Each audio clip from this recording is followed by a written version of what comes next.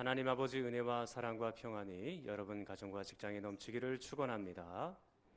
마가복음 13장 32절부터 37절까지야말로 세상 끝 예수님의 재림의 때를 우리에게 보여주고 있는 말씀입니다. 그 이유가 세 가지가 있는데 첫 번째 이유는 32절에 나온 그러나의 기능 때문입니다. 앞단락과 뒷단락을 구분지어주는 역접 접속사인 것이죠. 앞에 있는 단락은 예루살렘 성전 심판 때 모습이지만 그러나 32절 지금부터는 예수님의 재림의 시기, 세상 끝의 모습을 우리에게 보여주고 있기 때문에 그러나라는 접속사를 쓴 것입니다. 두 번째, 비유에 사용된 동사 때문입니다. 34절 보시면 가령 사람이 집을 떠나 타국으로 갈 때에 여기서 떠나가다 라는 동사가 나오죠. 그리고 35절 그러므로 깨어있으라 집주인이 언제 오는지 여기서는 오다 라는 동사가 나옵니다. 가다 오다 이 동사들은 예수님의 재림과 밀접하게 연관이 되어 있습니다. 그러니까 지금은 예수 그리스도께서 제자들을 떠나가실 수밖에 없지만 언젠가 예수님은 다시 제자들 곁으로 오실 것입니다. 그러니까 재림의 때를 말하고 있는 것이죠. 세 번째 이유는 예수님 재림의 시기는 아무도 모르기 때문입니다. 32절 같이 읽겠습니다. 그러나 그날과 그때는 아무도 모르나니 하늘에 있는 천사들도 아들도 모르고 아버지만 아시느니라. 아멘. 예루살렘 성전 심판의 때는 비교적 정확하게 알 수 있죠. 30절에 보면 이 세대가 지나가기 전에 즉 40년 뒤에 멸망한다 라고 어느 정도 그 기간이 예견되어 있습니다만 그러나 예수님의 재림의 시기는 전혀 알 수가 없습니다. 신약 성경 전체를 통틀어 봐도 예수님의 재림과 관련되어 있는 말씀, 특히 그 시기와 관련되어서는 그 메시지가 동일합니다.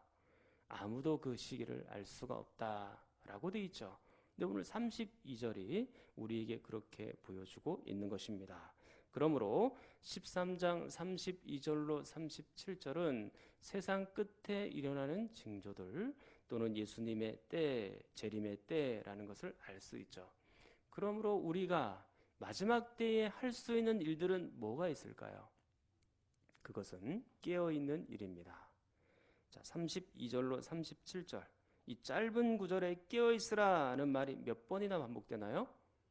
4번이나 반복이 되고 있죠. 그것도 부탁이 아니라 강한 명령으로 기록이 되어 있습니다. 깨어있으라 전부 다 그렇게 기록되어 있죠. 그러니까 이 마지막 때에 깨어있는 일이 얼마나 중요한지를 우리에게 가르쳐 놓고 있는 것입니다. 깨어있다라는 말의 의미는 잠을 자지 않는다라는 것입니다. 예수님이 언제 오실지 모르기 때문에 잠을 들면 안 되는 것이죠. 35절에 보니까 저물 때 오실 수도 있고 밤중에 닭 울 때 새벽이 일는지 언제일지 알 수가 없습니다. 그렇기 때문에 우리는 깨어 있어야 하는 것이죠. 우리의 신앙을 준비하고 신앙에 따른 순종과 그 열매를 준비하여 그것도 깨어 있을 때 분별하여 깨어 있는 우리가 필요하다라는 것입니다. 33절 보시면 주의하라 깨어 있으라 이렇게 말씀하셨죠.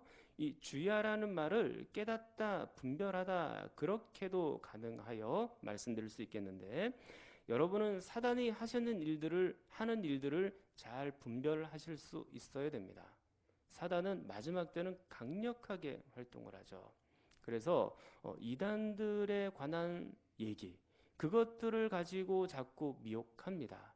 그리고 사단은 여러분들의 마음속에 침투하여 여러분들에게 욕심이 늘어나게 하고 사람들을 향한 미움이 늘어나게 하고 하나님을 향한 원망이 늘어나게 하고 시기와 질투를 잔뜩 심어 놓아서 여러분들이 하나님과 함께 멀어지도록 사단은 지금 그렇게 활동하는 중입니다. 그리고 사단은 여러분의 환경을 조종할 수도 있습니다.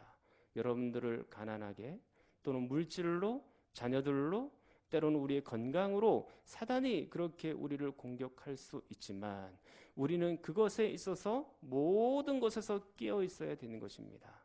사단에게 져서 영적인 잠을 깊이 자고 하나님과 멀어져 있어서는 안 되는 것이죠.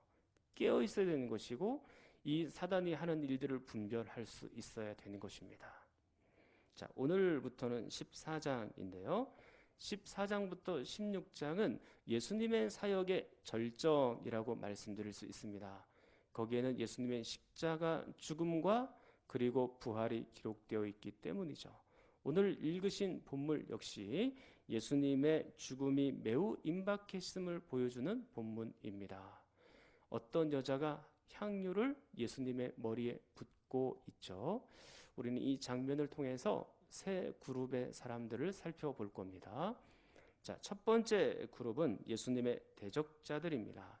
결론적으로 이 대적자들을 말씀드리면 예수님에 관한 지식을 모르는 자, 예수님을 알지 못하는 자, 그렇게 말씀드릴 수 있을 것 같습니다. 예수님이 어떤 분임을 끊임없이 보여주었지만 그들은 알려고도 하지 않았고 믿으려고도 하지 않았습니다. 예수님의 대적자 중에는 처음부터 예수님의 대적자도 있었지만 중간에 변심하고 배신하여 예수님을 대적한 사람들도 있었죠. 자, 이 1절 말씀에 보니까 대제사장과 서기관들이 나오는데 이들은 처음부터 예수님의 대적자들이었어요.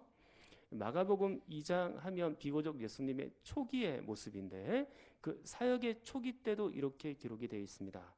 자, 마가복음 2장 6절 7절입니다.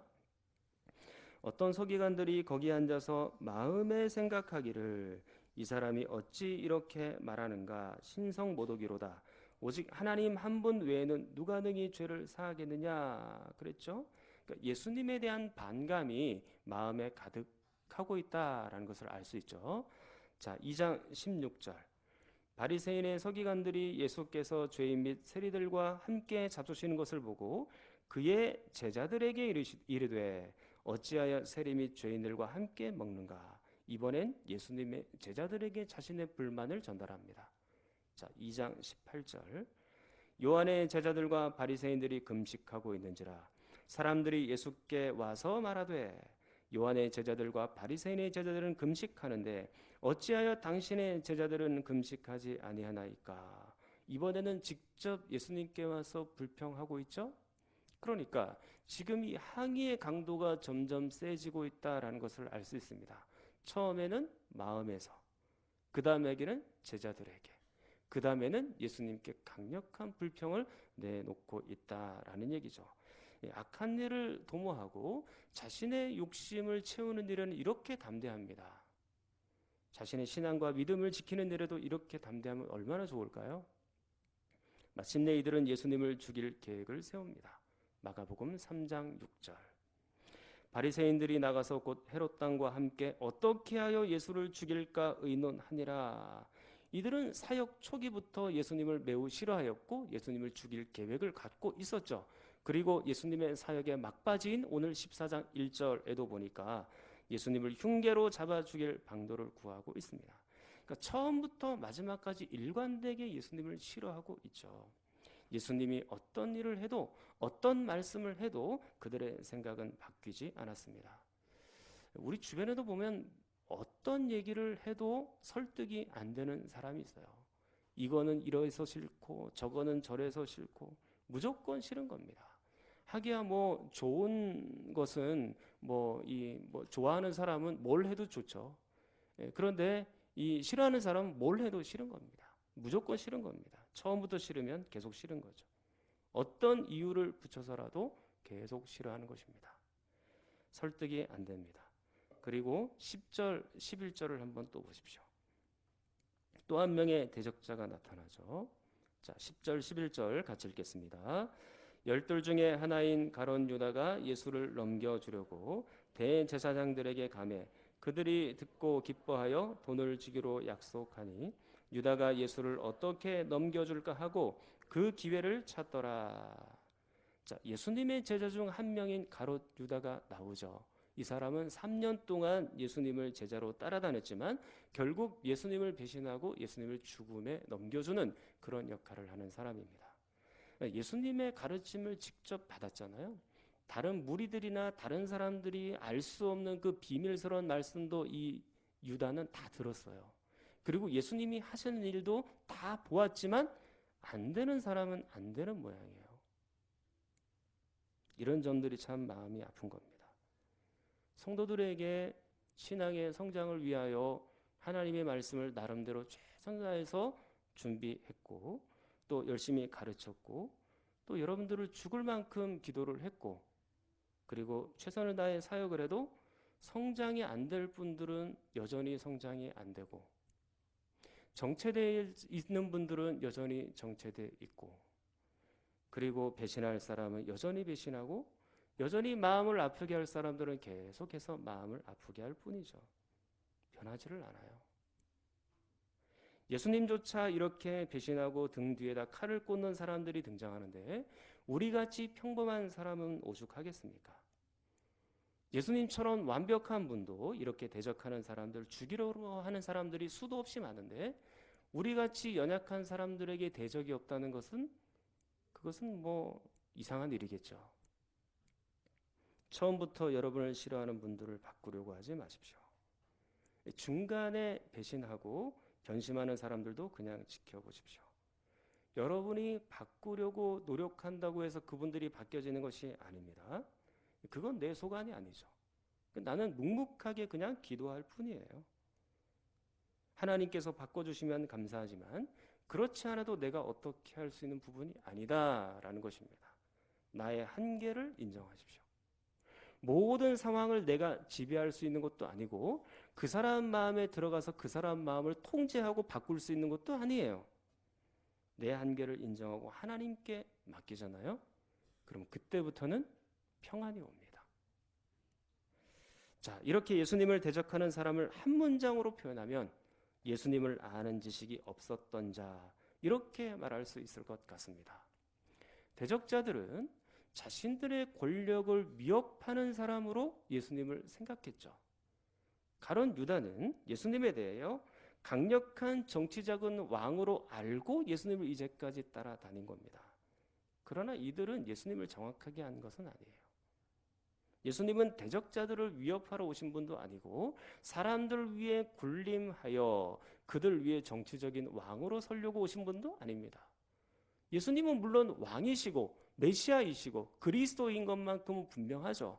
그러나 예수님은 모든 사람들을 위하여 죽어주시기 위해서 오신 분이시죠. 하나님의 계획을 이루시기 위하여 하나님의 뜻을 이루시기 위하여 이 땅에 오신 분이 바로 예수 그리스도이신 것입니다. 대적자들이나 가룟 유다는 도무지 이 사실을 알지 못했죠. 그러니까 우리가 예수님에 대해서 표면적으로만 알면 안 돼요. 아주 깊이 예수님에 대해서 알아야 되는 것입니다. 두 번째 그룹은 어떤 사람들입니다. 한 여인이 향유를 예수님께 부을 때 그룹이 나옵니다. 4절 같이 읽겠습니다. 어떤 사람들이 화를 내어 서로 말하되 어찌하여 이 향유를 허비하는가. 어떤 사람들이 나오죠. 이 사람들의 정체가 누굴까요? 평행본문 마태복음 26장 8절에는 이렇게 되어 있습니다. 제자들이 보고 분개하여 이르되 무슨 의도로 이것을 허비하느냐. 자, 어떤 사람들이 누굽니까? 제자들이죠. 그러니까 제자들이 지금 매우 분개하고 있고 화를 내고 있는 상황입니다. 뭐라고 분개하고 있나요? 5절 말씀. 이 향유를 300데나리온 이상에 팔아 가난한 자들에게 줄 수 있었겠도다 하며 그 여자를 책망하는지라.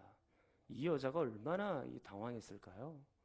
이 제자들이 지금 화내고 있고 분개하는 것은 사실 여자들에게만, 이 여자에게만 내는 것이 아니고요. 예수님에 대한 노골적인 불만의 표시죠. 왜 예수님이 이 여자가 하는 일을 중단하지 않는가? 그런 생각을 지금 갖고 있는 겁니다. 도대체 왜 화를 내었을까? 그 표면적인 이유는 구제 때문이었어요. 지금 이 향유가 얼마라고 되어 있죠? 성경에 보니까 300데나리온 그렇게 되어 있잖아요. 1데나리온은 노동자 일일 품삯이에요. 그러니까 한 명의 사람이 노동을 해서 1일 동안 얻을 수 있는 품삯이거든요. 그럼 300데나리온이면 거의 1년치 연봉이에요. 상당히 많은 돈이죠. 근데 그것을 예수님을 위해서 허비했다고 생각을 하는 거죠. 가난한 사람들에게 나누어 주면 얼마나 좋았을까? 그들은 그렇게 생각을 한 겁니다. 근데 이건 표면적인 이유일 수 있어요. 내면으로 더 깊이 들어가 보면 여인의 충성스러움에 대한 시기, 그리고 예수님을 독점하고 싶은데 강력한 경쟁자가 나타난 것이죠. 그래서 그를 향한 질투의 표현, 저는 그렇게 생각하고 싶습니다. 이미 제자들에겐 이런 전력이 있어요. 자, 마가복음 9장 33절로 34절. 가버나움에 이르러 집에 계실새 제자들에게 물으시되 너희가 길에서 서로 토론한 것이 무엇이냐 하시되 그들이 잠잠하니 이는 길에서 서로 누가 크냐 하고 쟁론하였습니다. 누가 크냐? 서로 높아지고자 하는 욕구가 이 제자들에게 있는 것이죠. 마가복음 9장 38절. 요한이 예수께 여짜오되 선생님 우리를 따르지 않는 어떤 자가 주의 이름으로 귀신을 내쫓는 것을 우리가 보고 우리를 따르지 아니함으로 금하였나이다. 제가 예전에 이 부분을 설교할 때 제자들의 공동체는 폐쇄적인 공동체라고 했습니다. 그러니까 예수님을 독점하고 싶은데 자꾸 누군가가 붙으려고 하는 거예요. 그러니까 그거를 커트하는 것이죠. 자, 마가복음 10장 35절로 37절. 세베대의 아들 야고보와 요한이 주께 나와 여짜오되 선생님이여 무엇이든지 우리가 구하는 바를 우리에게 하여 주시기를 원하옵나이다. 이르시되 너희에게 무엇을 하여 주기를 원하느냐 여짜오되 주의 영광 중에서 우리를 하나는 주의 우편에 하나는 좌편에 앉게 하여 주옵소서. 그러니까 누군가를 누르고서라도 높아지고 싶어하는 그 욕심, 그리고 누군가 앞으로 튀어나간다면 그 사람들을 칭찬해주고 격려하는 것이 아니라 깎아내리고 질투하려는 욕심, 그것이 그 제자들에게 이제까지 있어왔던 것입니다. 그렇다면 오늘 이 욕심과 질투가 오늘 이 본문에서 이 제자들의 화를 돋군 것은 아닐까라고 생각해 볼 수 있는 것이죠. 이 제자들을 한마디로 표현하면 여전히 자신의 생각과 욕심에 갇혀서 충성스러운 분들에 대하여 시기하는 사람들, 그렇게 표현할 수 있을 것 같습니다. 자신의 생각과 욕심이 갇혀서 지금 자신들의 스승 예수 그리스도께서 무엇을 원하시는지, 어떤 생각을 하고 계시는지 제자들은 전혀 안중에도 없습니다. 6절 끝에 보면 예수님은 이 여자에 대하여 선한 일, 좋은 일을 한 것으로 생각하고 말씀하시죠. 그러나 제자들에게는 이 여인의 행동이 화를 낼 만한 일이에요. 예수님과 제자의 생각이 얼마나 다른지를 알 수 있습니다. 8절에 예수님은 이 사건에 대하여 자신의 장례를 미리 준비하는 것으로 생각하셨습니다. 그러나 제자들에게는 이 여인의 행동이 분개할 만한 일이다 라고 생각을 했죠. 그러니까 예수님의 생각을 몰라도 너무나도 모르는 거예요.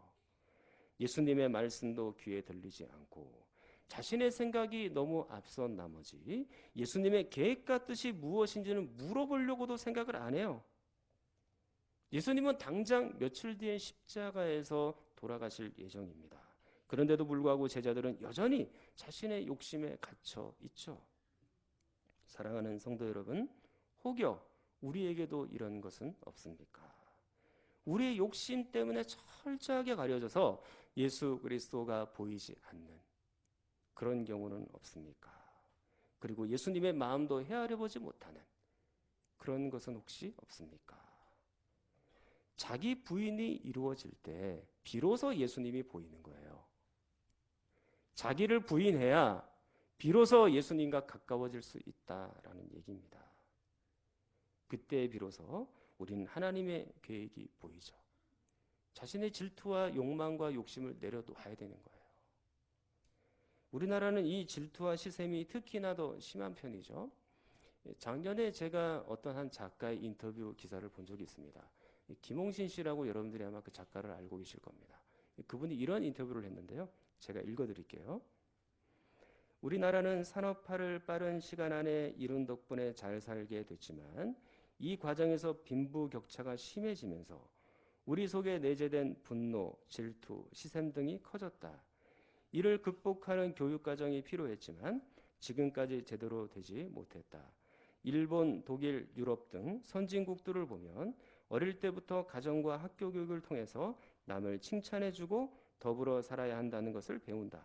하지만 우리는 이런 것들을 제대로 배워본 적이 없다. 공감이 많이 됩니다. 저도 학교를 다니면서 뭐 이런 교육은 별로 받아본 적이 없는 것 같아요. 교회에서 그냥 배웠죠. 계속해서 우리는 배고픔은 빨리 해결했지만 배 아픔은 해결하지 못한 상태다. 우리는 배고픔은 빨리 해결을 했지만 배 아픔은 해결하지 못한 상태다. 이를 위해서는 인식의 전환이 필요하고 배움의 시간도 필요하다. 그래서 시간이 걸린다. 저는 정확한 분석이라고 생각을 하는데요. 여기다 한 가지 더 붙여서 이거는 우리나라는 옛날부터 이런 일들이 있었어요. 산업화가 진행되기 전에도. 우리나라 속담에 보면 어떤 속담이 있나요? 사촌이 땅을 사면 배가 아프다. 사촌이 땅을 사고 친척이 잘 되고 옆에 있는 성도가 잘 되면 좋은 거 아니에요? 난 그게 너무 감사하고 너무 기쁘던데 이해가 잘 안 돼요. 그런데 어쨌든 그런 속담이 있을 정도로 옛날부터 이 시샘과 질투는 내려왔었던 거예요. 근데 이 산업화를 통하여 급속한 산업화를 통하여 이게 고착이 되면서 질투와 시샘이 훨씬 더 커졌다라고 그렇게 생각할 수 있겠죠. 자, 성도들 중에 어떤 분이 잘 헌신하고 열심히 헌신하면 여러분들은 뭐라고 하세요? 그분에 대해서 뭐라고 하십니까? 우리 교회 온 지도 얼마 안 됐는데 엄청나게 설치네. 엄청나게 막 설치고 날치고 왜 저런지 몰라. 혹시 그렇게 말하는 거 그렇게 생각하는 것은 아닙니까? 여러분 칭찬해 주십시오. 뒤에서 욕하지 마세요. 자꾸. 왜 자꾸 뒤에서 욕해요? 잘하는 사람을. 그거 시기하는 거예요.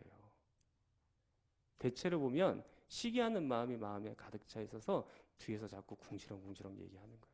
할 말 있으면 직접 가서 얘기하세요. 그게 낫지 않겠어요? 뒤에서 자꾸 얘기하지 말고.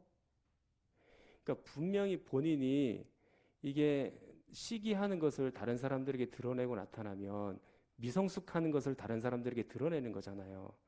그러니까 부끄러워서 차마 그렇게 못하는 거예요. 근데 대신에 다른 거 가지고 그 사람의 단점 그리고 다른 이유를 자꾸 들어가지고 그 사람을 자꾸 깎아내리려고 해요.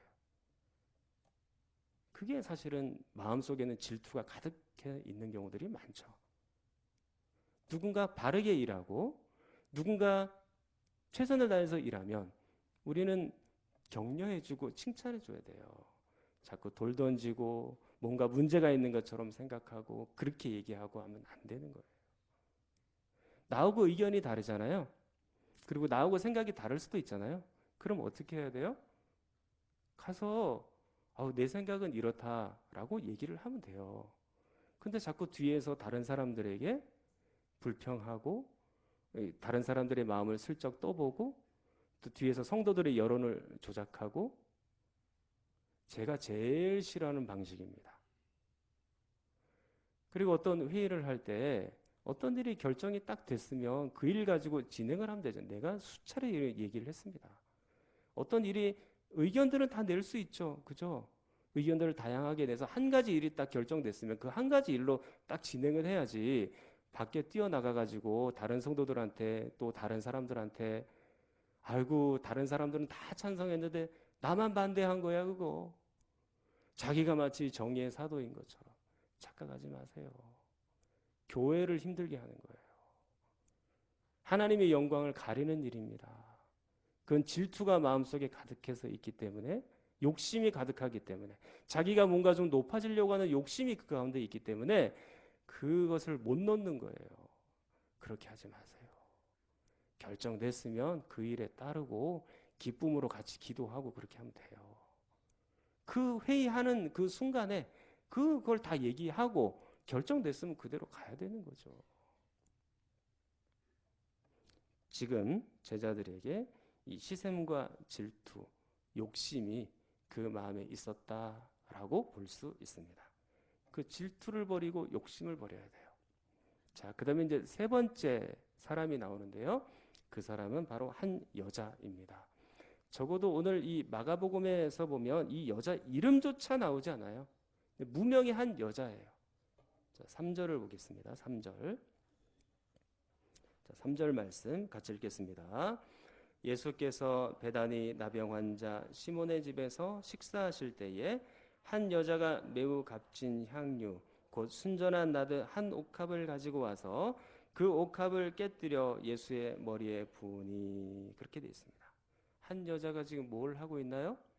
매우 값진 향유를 예수님의 머리에 붓고 있죠. 식사 자리에서 향유를 붓는 일은 흔한 일은 아니에요. 이례적인 일이고 그리고 예외적인 일이기는 합니다. 그러나 이 일에 대해서 예수님이 어떻게 평가하시냐, 그게 중요한 거죠. 자, 8절을 보십시오. 자, 8절 말씀 같이 읽겠습니다. 그는 힘을 다하여 내 몸에 향유를 부어 내 장례를 미리 준비하였느니라. 아멘. 그녀는 자신이 가신 최고의 것으로 그리고 최선의 것을 가지고 예수님께 섬기고 있는 중입니다. 그리고 예수님의 장례를 미리 준비하고 있는 중이죠. 이것이 이례적인 일이긴 하나 완전히 없는 일은 아니에요. 유대인들에게 있어서 장례를 치를 때 시체에다가 인도에서 수입한 나드, 지금 이 향유거든요. 이 향유를 시체에다 바르는 그런 풍습이 있기는 있어요. 그러니까 예수님께 지금 다 향유를 부어 드려서 예수님의 장례식을 미리 이 여자가 준비하고 있는 것입니다. 자신의 힘을 다해서. 이제 며칠 뒤에 예수님은 십자가에 못 박혀 돌아가시거든요. 그 장례식을 힘을 다해서 지금 돕고 있고 섬기고 있는 것이죠. 사랑하는 여러분, 우리는 얼마나 예수님을 사랑하고 계십니까? 이 여자를 지금 한마디로 표현하면 예수님을 진정으로 사랑하는 여자, 그렇게 표현할 수 있을 것 같아요. 사랑하면 더해드리고 싶지만 미워하면 있는 것도 빼앗고 싶어요. 사랑하면 허물과 죄악도 덮어지고 용서가 가능한데요. 사랑하지 않으면 그가 아무리 바른 일, 아무리 좋은 일을 해도 계속해서 미워지게 되어 있습니다. 마지못해 그것도 미루다 어쩔 수 없어서 억지로 등 떠밀려서 그렇게 하는 것은 사랑이 없거나 적은 것입니다. 사랑이 적으니까 할 수만 있으면 안 해주는 방향으로 겨우겨우 하는 거죠. 그리고 다른 사람들이 뭔가 헌신하고 도와주고 하려고 해도 은근히 비꼬고 눈치 주면서 못하게 하는 거예요. 너 아부하냐? 너 그 사람한테 아부하냐? 그러면서 그 사람의 헌신을 좌절시키죠. 사랑하는 성도 여러분, 여러분은 하나님을 위해 최선의 힘을 다하고 있습니까? 나를 위해서 여러분들이 얼마나 많이 헌신하는지를 생각해 보십시오. 여러분들의 생활을 위해서는 모든 일을 다 헌신하지만 우리 주님을 위해서는 얼마나 그렇게 헌신하십니까? 나를 위해서는 모든 시간을 다 사용하지만 예수님을 위해서는 한 시간이라도 그렇게 최선을 다해서 한번 써보신 적이 있으십니까? 도대체 하나님께서 내게 주신 시간과 재능과 물질을 가지고 도대체 무엇을 하고 있는 것입니까, 지금? 나를 위해서만 살지 마세요. 예수님을 위해서도 사십시오. 예수님을 위해서 이 모든 것들을 다 헌신하는 것이 맞는 것이죠. 분명한 것 한 가지가 있습니다. 사랑하면 더 깊은 헌신이 가능하다라는 점이에요. 사랑하지 않으니까 못하는 거죠. 오늘 말씀을 맺겠습니다. 본문의 구조가 참으로 인상적이에요. 처음과 마지막을 보십시오. 1절에 보니까 예수님의 대적자들이 예수님을 죽이기 위해 악한 흉계를 꾸미고 있잖아요. 처음에 그랬어요. 근데 마지막 10절, 11절을 보십시오. 예수님의 죽일 계획에 동참하는 배신한 제자 가룟 유다가 나오고 있죠. 그리고 그 가운데 어떤 얘기가 있는 거예요? 예수님을 진짜 사랑하는 여자, 그 여자의 헌신이 딱 들어가 있는 것입니다. 그러니까 이 여자의 헌신과 이 대적자들이 얼마나 지금 대조가 되고 있는 것입니까? 그걸 우리에게 지금 보여주고 있는 것이죠. 한쪽에서는 예수님을 죽이려고 하고 또 욕심과 질투에 눈이 멀어서 예수님의 뜻, 예수님의 생각은 전혀 고려하지도 않고, 근데 한쪽에서는 예수님을 진심으로 섬기고 진심으로 사랑하는 한 여자가 딱 나오는 거예요. 흙 속의 진주예요. 온통 주변에 쓰레기로 꽉 차 있는데 이 여자 하나면 굉장히 빛나고 있는 것이죠. 여러분들은 교회 안에서 어떤 분들이세요? 혹시 교회를 계속해서 반대하고 불평하고 대적하는 분들은 아니십니까? 예수님을 모르면 그렇습니다. 어쩌면 예수님 앞에 구원받지 못한 사람이기 때문에 계속해서 그렇게 대적하는 경우도 있습니다. 여러분들은 욕심이 꽉 찬 사람들 아닙니까? 시샘과 질투와 시기와 미움으로 꽉 차 있어서 도무지 하나님께로 가까이 갈 수 없는 사람. 나는 사람을 미워하면서도 하나님과 가까이 할 수 있어. 그런 일은 일어날 수가 없어요. 일어나지도 않아요. 하나님을 사랑하는 것, 이웃을 사랑하는 것 같은 것입니다. 이웃을 사랑하지 못하는데 보이지 않는 하나님을 어떻게 사랑해요? 성경 말씀이에요. 마음의 질투와 미움과 그리고 마음의 뭔가를 꽉 채워넣어서 도무지 하나님을 알지 못하는 그런 사람의 부류에 들어가 있나요? 아니면 한 여인처럼 진짜 예수 그리스도를 너무너무 사랑한 나머지 그렇게 예수님께 모든 헌신을 다하고 있는 그런 사람인가요? 저는 여러분이 오늘 이 성경에 있는 여인처럼 온전히 하나님께 대한 사랑이 커서, 예수님께 대한 사랑이 너무 커서 그 예수님께 헌신하며 살아가는 여러분이 될 수 있기를 간절히 축원합니다. 한번 통성으로 기도하겠습니다. 하나님 아버지, 예수님을 믿노라 하면서도 대적자들처럼 예수님을 모르고 살아왔습니다. 수십 년 예수님을 믿었고 직분을 받았다고 하면서도 자기 욕심으로 예수님의 뜻과 마음도 헤아리지 못했습니다. 오직 나를 위해, 내 가족만을 위해 살았습니다. 이제 우리 영혼과 삶을 바꿔 주옵소서. 이름 없는 한 여자처럼 예수님을 위해 헌신하고 예수님을 사랑하는 모든 성도들이 되게 하여 주시옵소서. 결코 자기를 위해서만 살지 않게 하시고 예수님을 위해 살게 하여 주시옵소서. 몸이 아픈 분들을 위해서도 함께 기도합니다.